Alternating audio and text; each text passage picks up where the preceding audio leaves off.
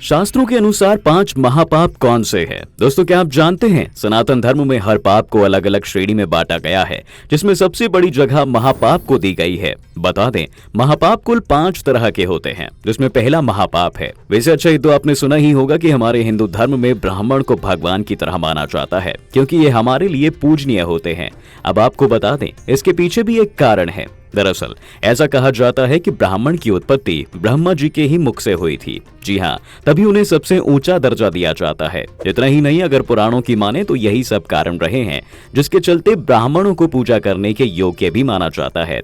इसके साथ ही अगर कोई भी जानकर या फिर गलती से ही सही पर किसी ब्राह्मण की हत्या कर देता है तो उसे ब्रह्म हत्या का पाप लगता है। ब्रह्म हत्या जैसे महापाप अपने सिर लेने वाले मनुष्य को जीवन भर दुखों का सामना करना पड़ता है। ऐसे काम में साथ देने वाले मनुष्य को भी कुंभीपाक नाम के नरक की यातनाएं सहनी पड़ती हैं।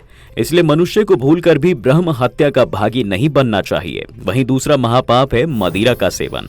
दोस्तों, इस पाप को जुए के बराबर ही माना गया है। जो भी व्यक्ति अपने जीवन काल में मदिरे का सेवन करता है, उसको तरह तरह की यातनाओं का सामना करना पड़ता है।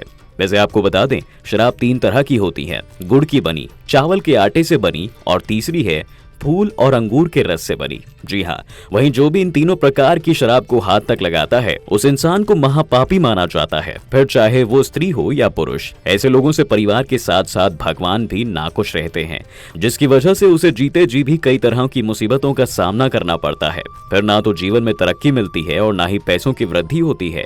वहीं नर्क में ऐसे लोगों को विलेपक नाम के नर्क में यातनाएं दी जाती हैं। इतना ही नहीं, जो इंसान किसी दूसरे इंसान को मदिरे का सेवन कराता है, उसको भी विलेपक नाम के नर्क में ही सजा मिलती है। दोस्तों, तीसरा महापाप है सोने की चोरी करना। वैसे आज के समय में चोरी जैसा गंदा काम तो आम सी बात हो गई है, फिर चाहे वो छोटी चोरी हो या फिर बड़ी। लेकिन आपको बता दें, अगर चोरी स्वर्ण की है तो उसे महापाप की श्रेणी में रखा जाता है। बता दें, जो सोना चुराने जैसा पाप करता है, वो अपने आने वाले नए जन्म में कोढ़ी बनता है।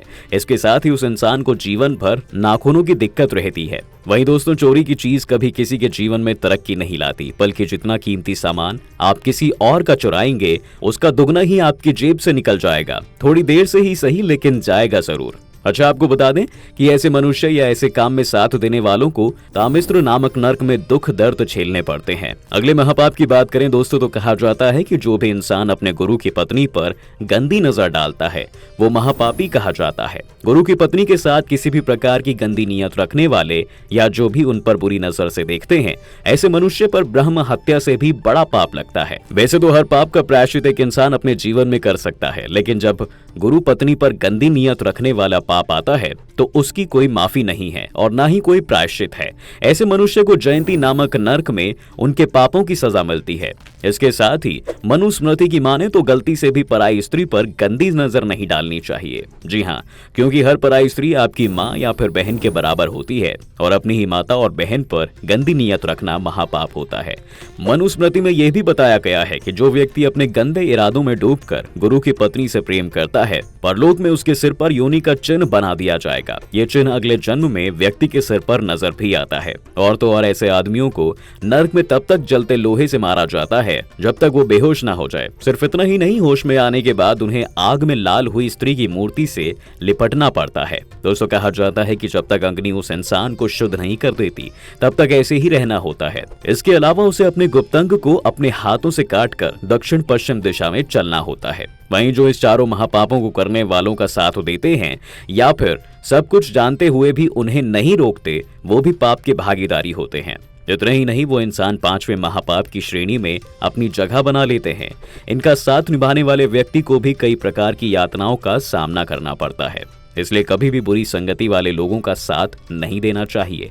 और अगर कभी भी कोई आपके सामने छोटे से छोटा पाप कर रहा है, उसे समय रहते रोक लेना चाहिए, फिर चाहे वो कोई सगा संबंधी हो, मित्र हो या फिर कोई अनजान।